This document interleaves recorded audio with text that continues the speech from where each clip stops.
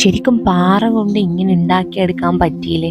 ശരിക്കും ഒറിജിനൽ കണക്കിലുള്ള ഒരു മെത്തേഡാണ് ഇവർ ഈ പാറയിൽ ഇങ്ങനെ കൊത്തിയെടുത്തിട്ടുള്ളത്.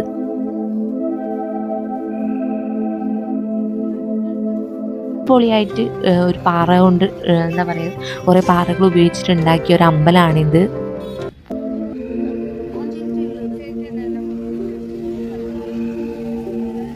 അപ്പോൾ ക്ഷേത്രത്തിലേക്കുള്ള അപ്പോൾ കൃത്രിമമായിട്ട് പാറയിൽ നിന്ന് നിർമ്മിച്ച ബസവന ഗുഡിയിലെ ശ്രീ ഗോവർദ്ധന ക്ഷേത്രം ഒരു പുരാതന ഗുഹാക്ഷേത്രം പോലെയാണ് ഉണ്ടാക്കിയിട്ടുള്ളത്.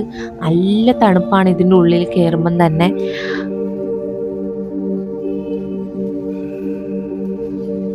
അതിഗംഭീരമായ ഒരു പ്രവേശന കവാടം.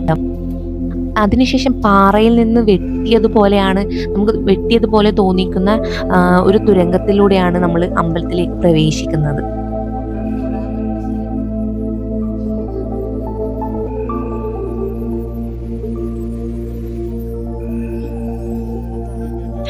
പാറയിൽ നിന്ന് വെട്ടിയതുപോലെ തോന്നിക്കുന്ന ഒരു തുരങ്കം എന്ന് പറഞ്ഞു. അതുപോലെ തന്നെ നമുക്കതിൻ്റെ ഉള്ളിലേക്ക് കടക്കാൻ വേണ്ടിയിട്ട് ഒരു ചെറിയ ഒരു ഉൾവശമൊക്കെ വളച്ചൊടിച്ച് അല്ലെങ്കിൽ ഇടുങ്ങിയ പാതയിലൂടെയാണ് അകത്ത് ശ്രീകോവിലേക്ക് നമുക്ക് പോകേണ്ടത്. നല്ല തണുപ്പാണ്, പാറയൊക്കെ നല്ല തണുപ്പുണ്ട്.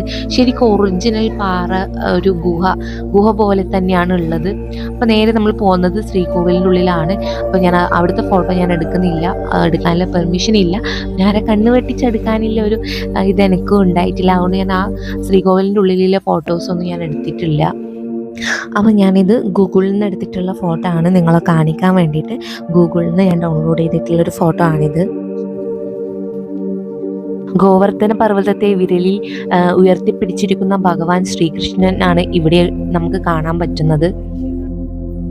നമുക്കിവിടെ നിരവധി കൊത്തുപണികൾ കാണാൻ പറ്റും. മഹാഭാരതത്തിൻ്റെ രംഗങ്ങൾ ചിത്രീകരിക്കുന്ന ഒരുപാട് കൊത്തുപണികൾ നമുക്കിവിടെ കാണാൻ പറ്റും.